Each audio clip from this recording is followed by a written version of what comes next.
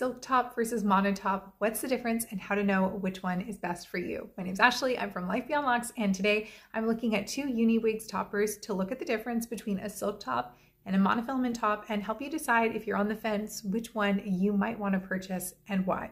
So first we're going to start by looking at this Savannah silk top topper. She is freshly washed and has not yet been styled, but you can see she has a beautiful wave to her naturally. She is about a year old and still has plenty of life left in her. So we're going to take a look at her first. So her top is a silk top, and basically what that means is that in this section here of the cap, all of this has been hand tied with individual hairs sewn into a silk liner that mimics the look of a regular scalp, as you can see here. So it doesn't matter where in this top I do a part, because of the silk top, which is beige in color, it is going to mimic a beige scalp anywhere that I do parting. So if you're short like me, this is a good option because I have people looking down on top of me all the time. I teach high school, so kids are always taller than me and they're always looking down on me in the hallways. And if anyone were to see the top of my head and see this type of a scalp look, they're not going to assume that I'm wearing alternative hair.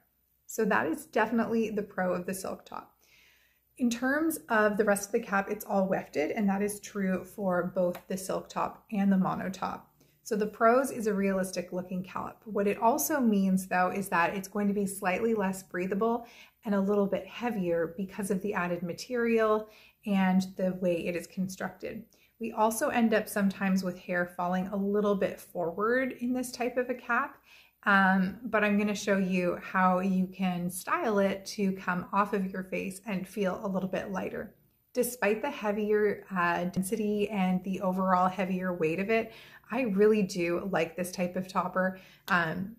It's my go-to personally because I have quite a lot of hair loss, and I feel like this helps to cover up and conceal that hair loss. We're going to take a look at the monofilament top now though. And so like with the silk top, we have this nice large area here, which can be parted any way that I want. So just like with the silk top, I can go anywhere in this monofilament area and part the hair, and I can end up with a realistic looking scalp. What will depend upon how realistic it looks though is what I put underneath this cap. So if I'm gonna lay this right on top of a dark material, let's say my sleeve, you can't really see any natural looking kind of scalp. However, if I put it on top of something beige, like the color of my actual skin, now it looks like I have a realistic hairline. So what you can do is one of a couple of things. One, you can put some powder or some concealer right in the part wherever you decide to part it and wear it most frequently. Or you can put a piece of scar tape underneath, and that will mimic the look of scalp, creating the illusion of a natural part line. So that's pretty cool. The pros of this is that it is far more breathable than the silk top, and it's also going to be less dense, which makes it feel a lot lighter. It takes a little bit more work to get it to look natural, however, than the silk top, because there will always be visible knots, even if I put a piece of lighter material underneath. Most people aren't looking that closely at your head though, so if this is something that interests you, I wouldn't worry about it too much.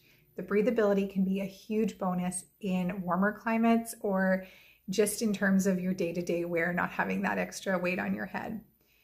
In terms of blendability, this one is a little bit easier to blend if you have already quite a bit of hair, because there's not a lot at the front here, which means I can set it just a little bit behind my natural part line, fluff up the hair in the front, and you will never see this. It could be worn right to the front, as you see me doing with this topper right here, but it doesn't need to be. And in fact, this is ideal to me for someone with less hair loss, and then you can set it further back a little bit, fluff your own hair over top, as I said, and add some volume and some good coverage. Now let's get into blending the two of them. So I'm going to take off this topper that I have right now from Uniwigs, which is called Top Secret, and I'm going to swap it out for first the silk top liner. Top Secret, by the way, also has a silk top liner. So if you're wondering what I was wearing, that's what I was wearing to start with. So I'm gonna go in with my Savannah, and as I said, she is freshly washed, so she's gonna look a little bit wavy, which is okay to me because I actually have naturally wavy bio hair, and it's been straightened to go with my topper today. but I quite like this look. So it has a comb, a big comb on the inside, and I can use that to scoop some hair in place. And I'm going to use the clips to secure it. So I can wear this just right to the front, as you can see me doing here. And quite honestly, if I was going about my business today, I don't think most people would even notice that this isn't my bio hair, because most people aren't looking at this section of your head specifically when they're talking to you. Unless they're looking for it, they're not going to notice. And most days, this is actually how I wear my silk top. I wear it pretty far to the front. And what I will do is spray a little bit of root spray, like L'Oreal root spray, or I will put some powder or even a little bit of eyeshadow right in that transition line to conceal the transition itself. But as I talked about, the silk top, the nature of the construction means that it is going to fall forward sometimes into your face. I personally like this. That is my personal preference because I have such a weak hairline. I prefer not to blend the hair up and away from my face because that would require me to add some extra hair fibers or something in here to conceal the thinning, or to cut bangs into my topper. So I actually prefer when the hair just flops right down in front of my face a little bit. I can still do an ear tuck, but it does cover that transition line. And so nobody ever knows that I'm wearing a topper and nobody can ever see my thin front hairline. But if you wanted to, just like what I had proposed for the mono top, you can wear this a little bit further back, which I'll show you. And this is really ideal if you have a stronger hairline. So you can wear it just a little bit further back, like this. Take your comb and do a little bit of blending like that. And you're gonna need to have a better color match than I have right now. And blend those fine baby hairs in. Just make sure that this is a little bit thicker or covered up.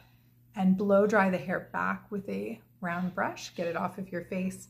And then you'll have a nice, more natural blend. But again, this works best if you have a thicker hairline, or if you're willing to fill in your hairline, and also if you have a color that matches the color of your topper. So you can either dye your topper to match your bio hair, or you can get your stylist to match your bio hair to your new topper. So that's how I would blend the silk top. But do note that it is a little bit heavier in the front and overall a little bit more dense, but it does have a very, very natural looking part, as you can see. Okay, we're next going to take a look at Melanie, and she is the monofilament that I showed you earlier. So we've got that wide monofilament parting, and even though she's a center part, I'm actually just going to go ahead and clip her in on the side because I already have a side part today. So it means that she's going to be kind of lopsided in length, but that's not bad.